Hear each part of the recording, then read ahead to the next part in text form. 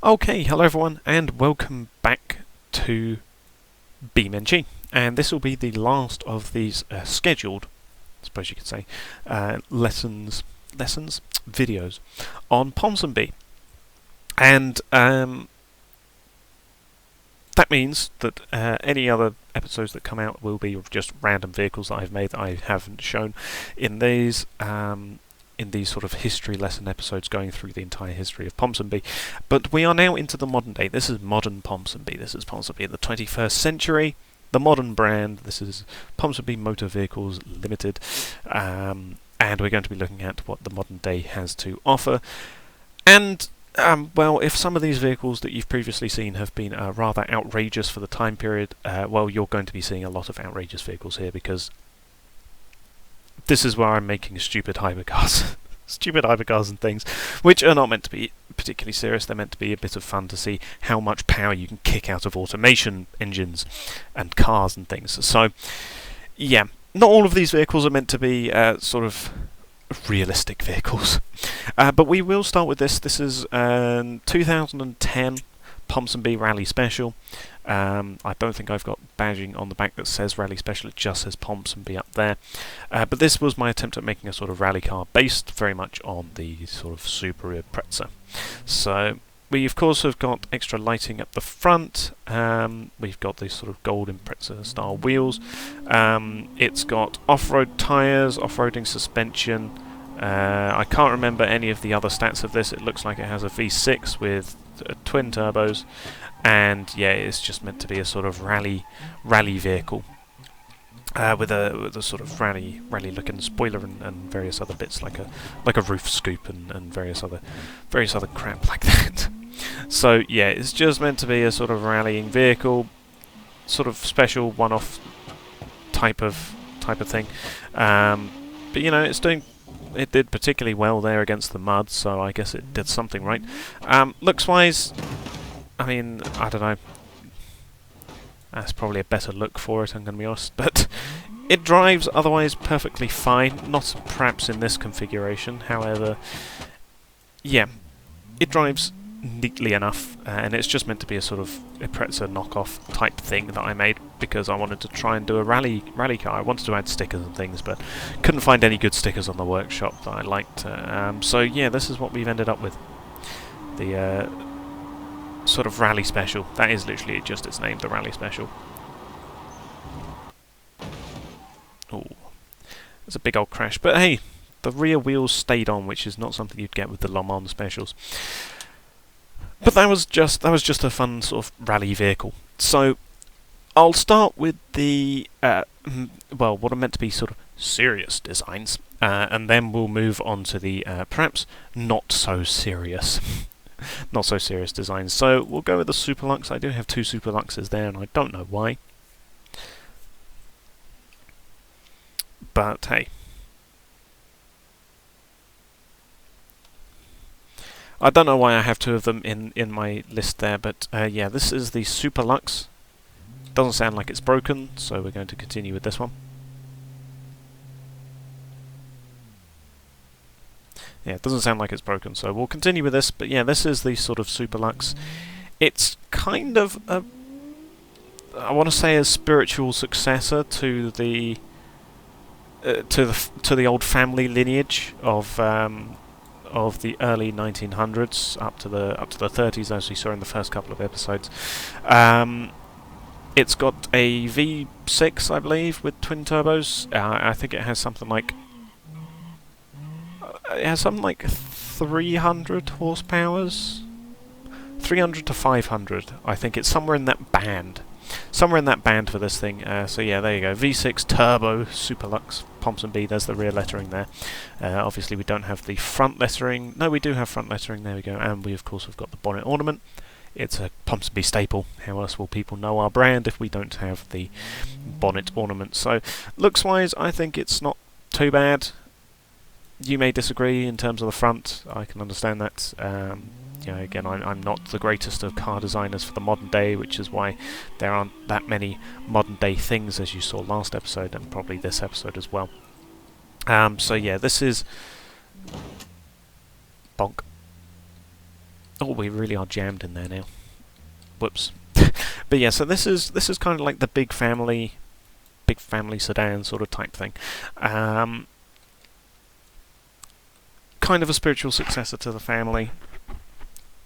Kind of, but not quite. Because, I say not quite because if we have a look, we do have the family Nova, aka the new family. Which, you know, you could kind of say is the successor. So here it is. It's been a very long while since I've actually seen this thing. But yeah, here it is, Family Nova. It's a Boxer 6 Turbo, as I've written up there. So yeah, the Boxer 6 is up the front. There we go. It's got twin turbo, or is that single? That might actually be a singular turbo in there. Yeah, it looks to be single turbo to me. So again, I can't remember the horsepowers of this thing. It doesn't quite feel as fast as the Superlux, but it is an automatic. So hey, we have that going for us. But yeah, this is how it looks. Not too sure about it. That's probably a bit too small of a number plate. But yeah, it's kind of just your family saloon. Ooh, managed to dodge that. Yeah, kind of your family saloon. We don't have Phompsonby lettering at the front. We instead have it up the back, which is kind of the Phompsonby standard for the most part, modern day. Yeah, front. I don't know, I'll leave that to you guys to decide whether or not you like it, because yeah, I'm not the biggest expert or fan of building modern cars. But it drives neatly enough. It's kind of a Phompsonby offering for the modern day. It's not too bad of a car. It drives perfectly fine. You've got a relatively decent sized boot, and you have got very good safety rating, which is good for your family, as you'll be keeping them in there. So, yeah, that is the Family Nova, just kind of your standard sort of sedan. And we're going to be coming to now some of the slightly more outlandish, perhaps, cars. Actually, no, we're not. No, we're not, because we have got a couple more that I have to show. The Explorer is kind of a replacement for the Overlander, although the Overlander will have been long replaced by now. But yeah, while the Overlander will have been replaced a long while ago, this is kind of then the new replacement. It's kind of like a new Discovery sort of type thing, Disco 5 or something, Velar. But yeah, it's got a inline, or is that a V? That's a V8, I think, in there. Does it say on the back? Do I have back lettering? No, I just have Phompsonby written on there. But yeah, again, it's meant to be tuned for. It's sort of tuned for torque, for going off-road and various bits and pieces like that. We've of course got roof racks, side steps, tow bar obviously at the back, rear step as well over the boot, and yeah, it's just meant to be a big Land Rover style off-roading vehicle. So if we take this up the mud, there you go, perfectly fine jumping over that because it has way too much power. But yeah, the wheels are not meant to do that. But yeah, this is just kind of the well, new off-roader, the new off-roader for the 2000s. So well 2010s, 2020s, that sort of era. So yeah, again, style design, I'll leave that to you guys. I did the best as I could. But yeah, that's kind of the vehicle. Talking of the vehicle, we do have a new hatchback. On offer. Go to any Phompsonby dealership near you and ask for the Nippy. So the Nippy is the new hot hatchback. The new hatchback. Front-wheel drive, I believe. Did I make it front-wheel drive, or is this rear-wheel drive?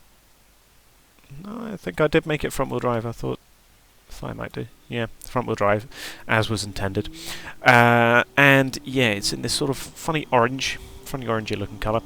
Obviously, we're keeping with the Phompsonby front badge, bonnet ornament. There is actually no real letter. No, I tell a lie. I can see the lettering right there. There's there's Phompsonby lettering on the back.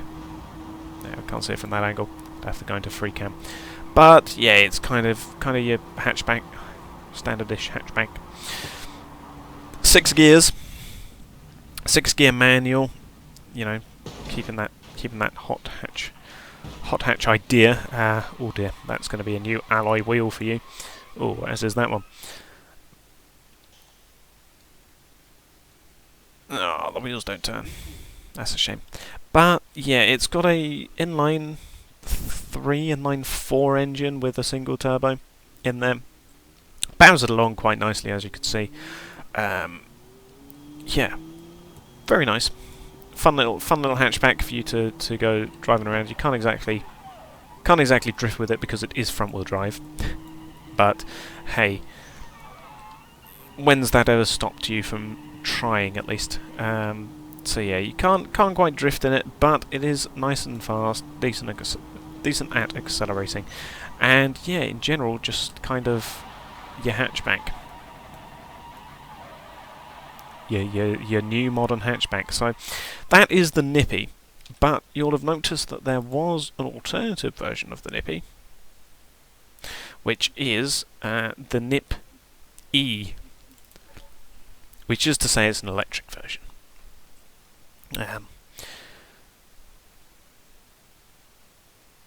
So yeah, just an electric version of the same vehicle.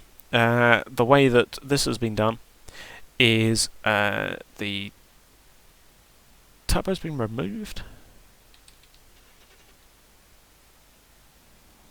Yeah, turbo's been removed, and the engine sounds have also been deleted.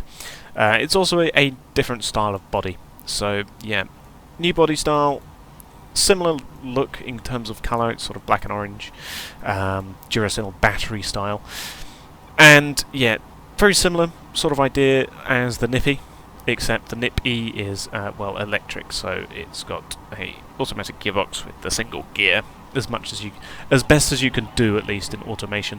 And by going into the exported Beam files, you can just straight up delete the engine noise, which is what's happened here, to make it electric. So yeah, this is an electric car on offer from Phompsonby, in case you want to save the environment and you don't want to buy any of those nasty, smelly petrol cars. You can still get yourself a hatchback, except it is electric. And look at that, it still drives. So yeah, that is the Nip E. We do have a couple more electric vehicles, but I am going to show you one of them now, and one of them will be saved for later. So the Delta E.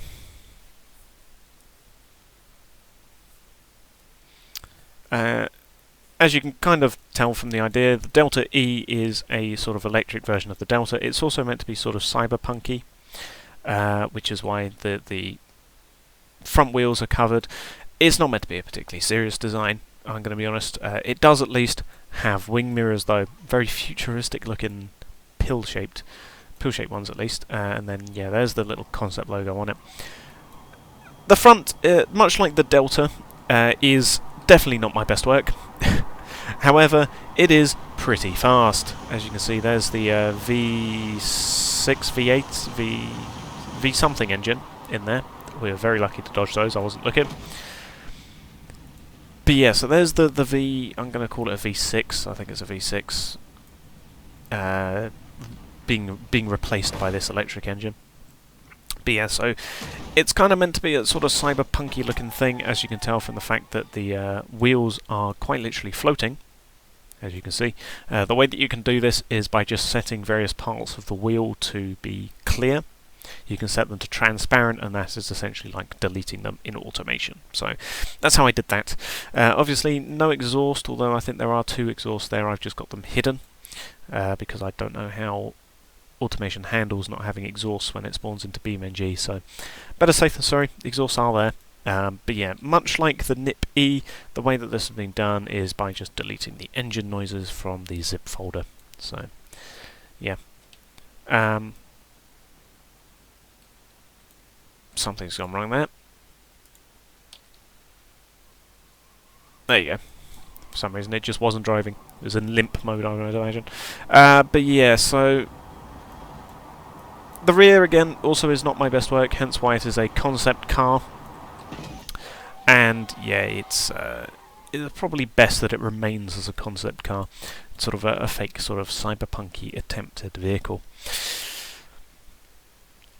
However, before we get into the really stupid things, I do have a couple more things to show, such as the Elematic 2.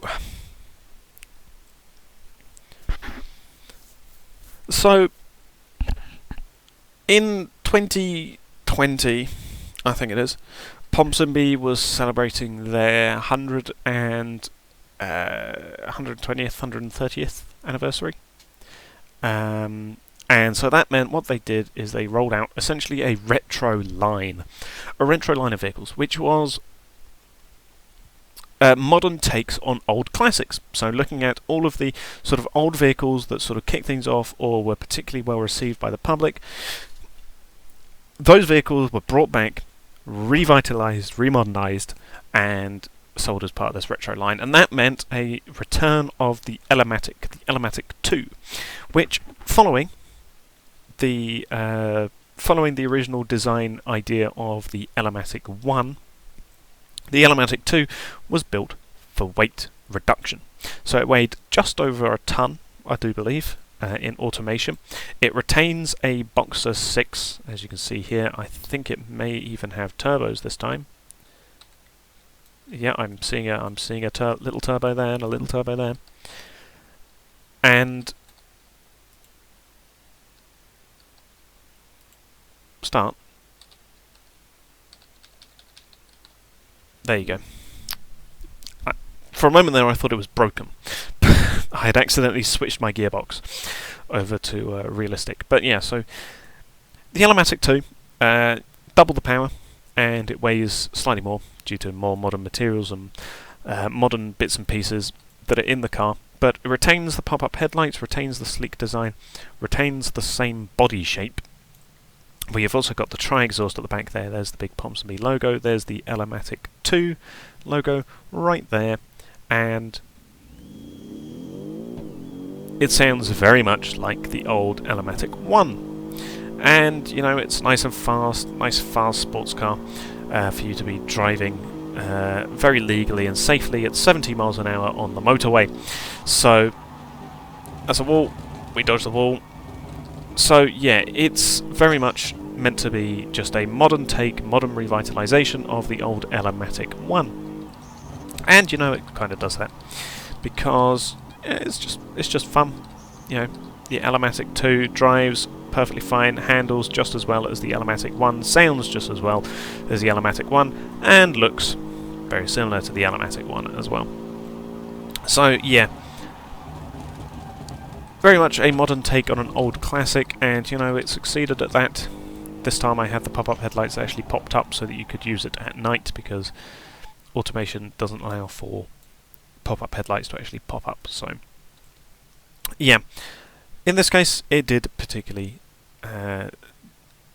did do well, because you know, who doesn't love an Elematic or an Elematic 2? And talking of part of the retro line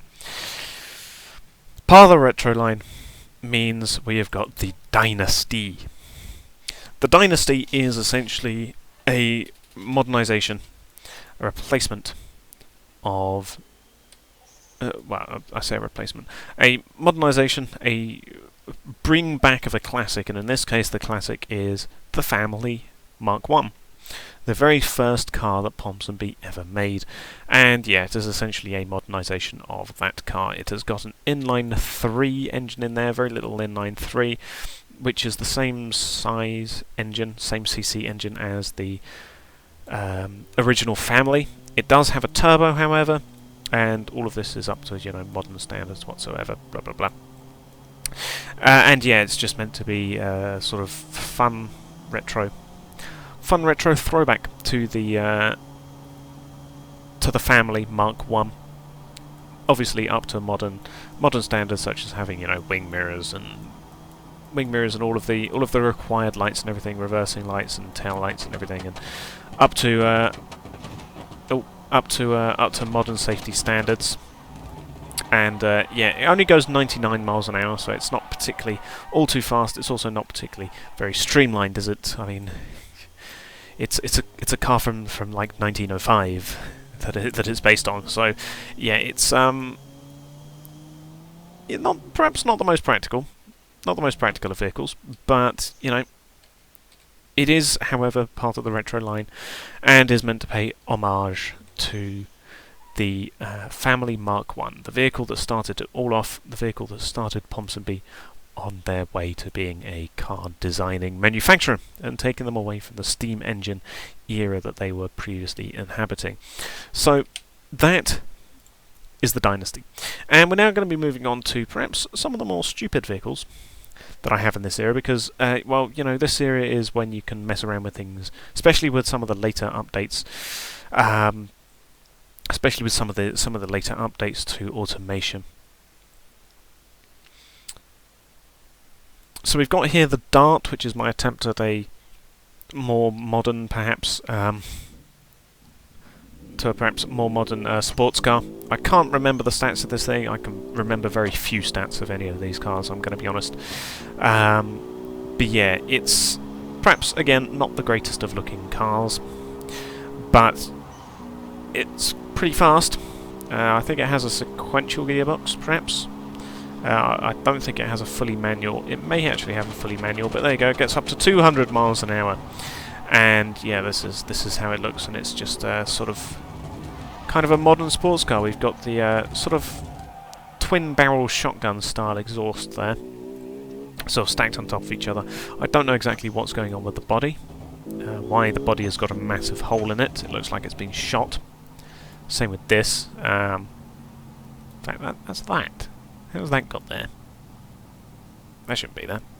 But yeah, this is just kind of my attempt at a sort of more modern everyday sports car. It could have been worse, however it certainly could have been better, I would say, especially in terms of the front. Like I keep on saying, I'm not the greatest at building modern vehicles. So yeah, yeah, it could be better. But yeah, that is the Dart.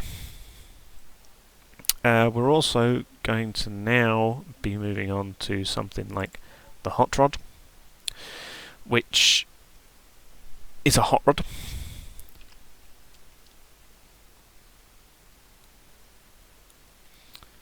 You know, I have nothing to say about this other than the fact that I wanted to make a hot rod, so I built a hot rod. That's my entire defence of this. Using various hot rod parts, using various parts found in the automation workshop, such as, you know, blowers and superchargers and the hot rod exhausts and stuff like that. So, using various bits and pieces like that, I constructed this monstrosity on top of the V8 engine, because the V8 engine is what you use for sort of drag cars, and that's what hot rods are for.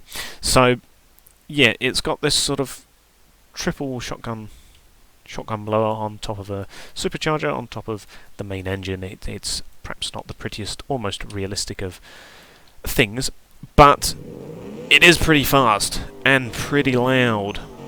And we do have 8 exhausts for, you know, 8 cylinders. And, you know, it possibly could be worse. It works as a hot rod. At the time of me making this vehicle, I should say, you couldn't do different sized wheels in automation, which is why they're all massive and chunky, because ideally I wanted the rear wheels to be massive and chunky because it is a rear-wheel drive car. Yeah, I originally wanted the rear wheels to be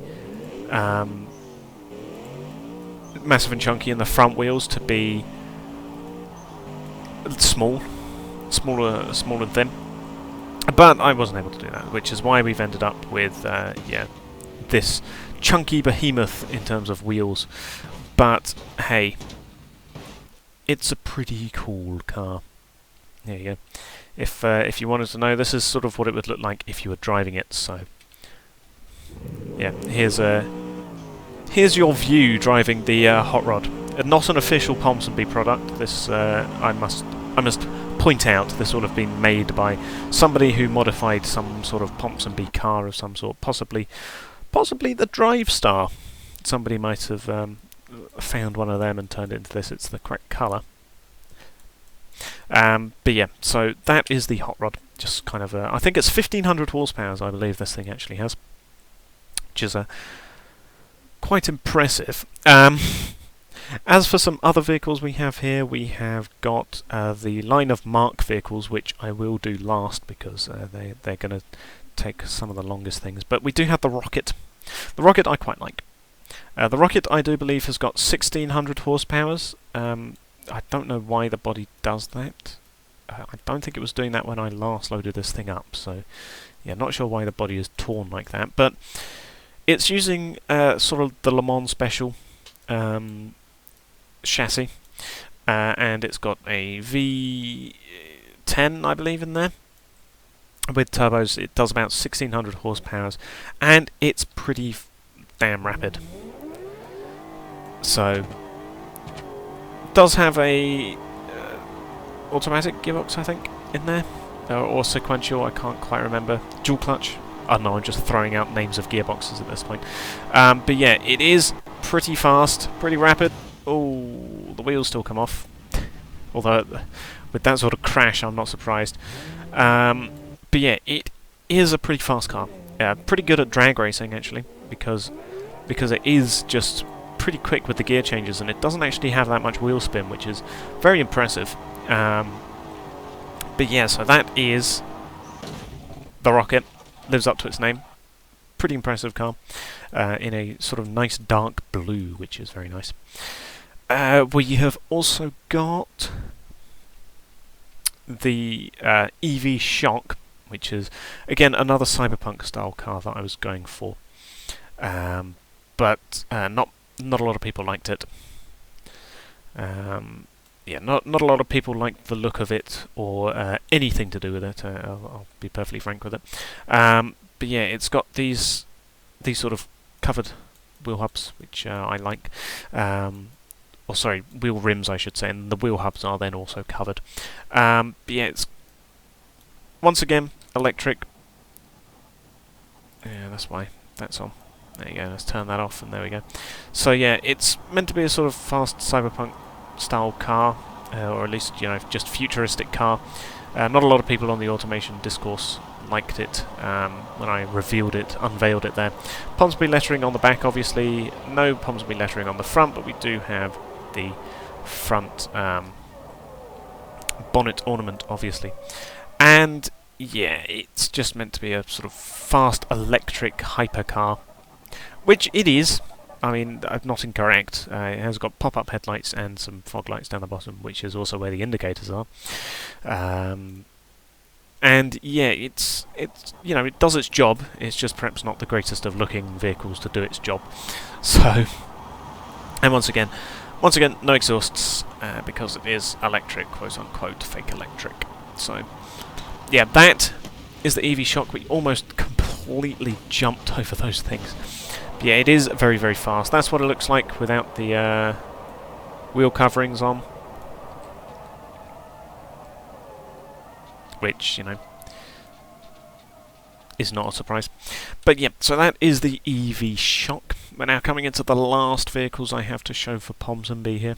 And then we'll be done with Phompsonby and done with this video. It's going to be a particularly long video. But yeah, the last of these vehicles I'm going to be showing is the Mark series of vehicles, which actually technically starts with the hypercar. So,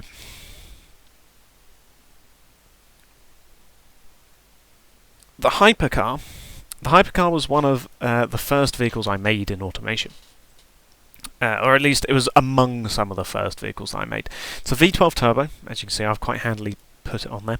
Rear badging, front Phompsonby logo, front bonnet ornament as well, made out of fiberglass and various other bits and bobs. And it's meant to be, if we turn all of that stuff off, and yeah, it's meant to be just a particularly fast hypercar.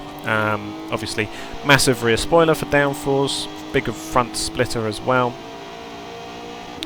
and yeah, it crashes just like that at 300 miles an hour. Yeah, so it is meant to be a very, very fast car, because me and my friend, when we're making automation cars, what we were doing, among other things, is we would obviously challenge ourselves to build, you know, a car from X era as X type, and we also tried to see who could make the fastest car in automation, and obviously the record between both of us has gone back and forth, and it has gone up and down, and the hypercar and the Mark series of vehicles were very much competitors to his brand and his line of cars, which he calls the Destroyers. So he calls them like the Destroyer Mark 1, Destroyer Mark 2. And the hypercar was technically the first of the line in the Mark series, and so yeah, the hypercar is technically the Mark 1, and not Mark as in MK. I mean Mark as in MACH, as you'll see with the Mark 2. There it is. Although I don't actually have the Mark 2. No, never mind. I do have the Mark 2. I tell a lie. I do actually have the Mark 2. So here's the Mark 2. As you can see, I went with a far more streamlined body, and the way I chose this body was very scientific. I scrolled through the automation bodies, and I chose the one which had the least drag coefficient.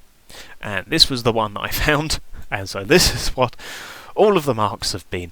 So, yeah, this is very much how the Marks remain to look for a number of them. So, there it is, the Mark II badging on the back, but you have got the tri-exhaust, the twin tri-exhausts. Obviously, you've got our rear lighting there.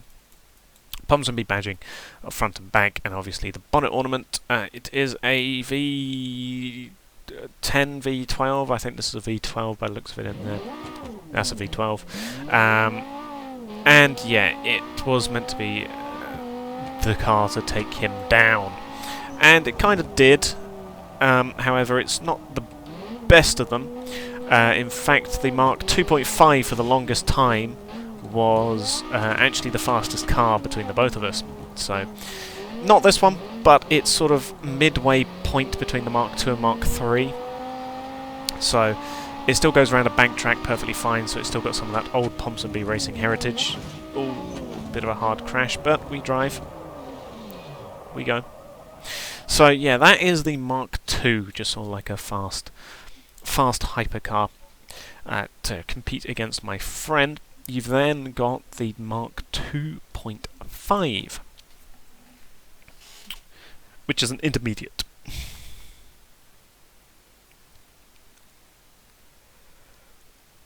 So the 2.5, you'll notice, looks very similar to the Mark II, because it is the Mark II. Basically, it's got, I think, a very similar engine, tweaked to try and get more power out of it. We've got a new type of spoiler, and various other tweakings, mainly to the rev limit. So yeah, the rev limit is the main thing that changed, because at this point we discovered the fact that if you have a really, really high revving car, it has really good acceleration, and that's mainly what we were using. We were using the quarter-mile drag strip to see whose car could reach a quarter mile in the fastest time, and so high revving cars became the thing, and the Mark 2.5 became the car to take on him, and it was the car to actually do particularly well for the longest while. He did actually struggle quite a bit, as far as I can remember, to defeat the Mark II. As did I, actually, because, as you saw in the list, this isn't the final version of this car, of this lineage, I should say. And the lineage keeps on upgrading, by the way. I haven't yet finished making new Marks. There is more yet we can push out of automation. But yeah, so this is the Mark 2.5, which, yeah, particularly fast hypercar. However, like I said, this isn't the final version of it. You know, we do have more. So the car following this was the Mark III. And, well, the Mark III, I decided to go back to the hypercar in terms of the chassis, because at this point the problem with the chassis that I'm using for the previous one, the Mark II and 2.5, is space. You can't fit a particularly big engine in there. So I went back to this chassis because you could fit a larger engine, and obviously larger engine means more power, means more speed. Hence the triple exhaust. Triple exhaust on each side, so we have 6 exhausts on each side. We've also got a return of the nuclear sign rear lights, which becomes the standard for the later Marks. And yeah, it didn't do as well. As you can see, it's not as fast. Not as fast as accelerating. If I actually turn off the traction aids and things, there you go. It's not as fast as accelerating. It has a lot more wheel spin, and while it does have more power did not necessarily equal better car. So yeah, the Mark III was generally a sort of failure. A failure for the concept division, who I'm going to say is the ones in charge of all of this. So yeah, the Mark III did not capitalise on what the Mark 2.5 did, and indeed the Mark III doesn't even have the Mark III lettering on the back there. So yeah, the Mark III was not as good of a car as the 2.5. Which leads us into kind of a bad period of the Mark series.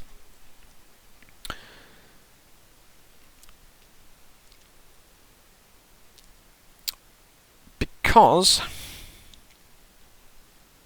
we come here to the Mark IV. Now the Mark IV is using a land speed record chassis, which I found on the Automation Steam Workshop. So we've got a V16 engine in there because I wanted to get a V16 in, and so yeah, this is what we got. And as you can hear from the braking, that is the steering going.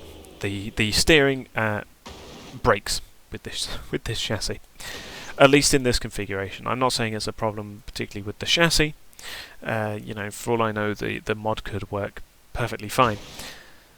It's just that what I'm doing with it doesn't like.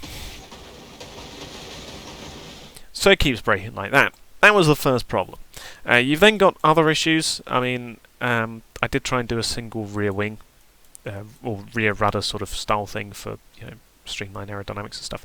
And while it does have a V16, as you can see, it's really not enjoying having a V16. So if we turn off all the traction aids here and we go, it's just not as good as the Mark 2.5. You know, it has a lot more power, and technically it goes a lot faster as well. However, yeah, it's just, well, the badging for one doesn't look particularly nice on the back there. We do have some pop-up headlights, which you're not really going to get much use out of there. But yeah, the problem with this is, well, multiple problems. It just doesn't work. That's the main takeaway of this thing. It's got a massive engine in it, which is good. However, what's not good is that, well, it's completely broken and you can't really use it. So yeah, the Mark IV, kind of a failure. The Mark V, I'm guessing, was such a terrible design that I don't even have it in the list. The Mark VI, I would love to show you the Mark VI, because the Mark VI, for the longest time, Phompsonby, by this point by the way, Phompsonby had lost the title to my friend. Phompsonby had lost the title of being the quickest accelerating over a quarter mile, or having the highest speed car, to my friend. So the Mark VI, I would love to show you, because it actually retook the title for Phompsonby. I would love to show you it. Unfortunately, I built it at my friend's house, on my friend's computer. He has the file, and he hasn't given it to me. So, yeah, I unfortunately can't show you the Mark 6. Eventually, maybe, if I ever get that file myself, I will be able to show it to you. Instead, I will show you the successor to the Mark 6, which did everything the Mark 6 did, but even better.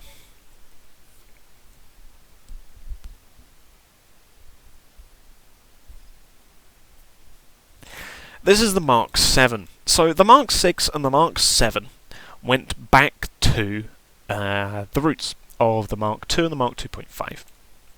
We went back to the old chassis, old headlights, everything. I don't actually have the Phompsonby badging on the front there, the little badge logo, but I do have the Mark 7 on the back of the Phompsonby logoing, lettering I should say. We have got these two dumping exhausts, and we also have got these very slick looking wheels. And you'll also have noticed that Phompsonby has finally moved into their Phompsonby Racing Green phase for everything, which is why all of these things are in, Phompsonby Racing Green. So, yeah, but this thing, it's using a V10, I believe, or a V12. It's using a V something, probably a V12. I think it's got quad turbos. I think it's a quad turbo machine, and yeah, it's just got a lot of power. We need to disable that.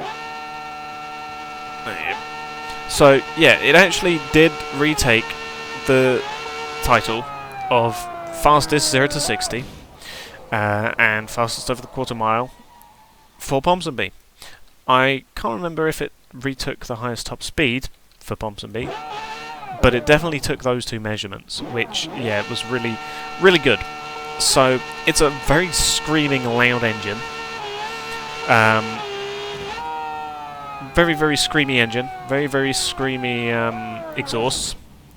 But, the concept division outdid themselves. And, it did take back the victory for me over my friend. My friend, the ball's kind of in his court now. He has to figure out a car to compete against the Mark 7, and then I likewise have got to make sure that I stay on top of making a Mark 8, which is even better than the Mark 7. So, yeah, that is all the cars I have for Phompsonby in the modern era, for a new era of Phompsonby, aka the continuation of the brand. Yeah, as far as I can be aware, this thing I'm not going to bother showing, but yeah, all of these cars I've gone through, this is pretty much most of Phompsonby's entire history of cars. We're missing some here and there, some that have been lost to time, or that I don't have. But yeah, for the most part, this has been Phompsonby. And any future episodes I make on Phompsonby will be random cars that I have made over the time, and then I can show them to you guys. But this has been the history. This has been the last episode in the History of Phompsonby series, I suppose you could say. It's not an official name, but that's what I'm going to say now. And yeah, if you like these cars and there is a particular outcry, demand or request for them, for you to drive them yourself, if enough people ask, I will make a Google Drive folder and I will put all of these zip files in there for you to download and play with yourself. Mod them, tweak them, whatever. If you do mod them or tweak them, please show me them. Let me know about them. I'll be interested to see what if anything people do with these, and eventually I might upload these to sort of like the BeamNG repository. But yeah, that has been Phompsonby. This has been the Mark 7, and this has been the modern era of Phompsonby. I will thank you all for watching, and goodbye.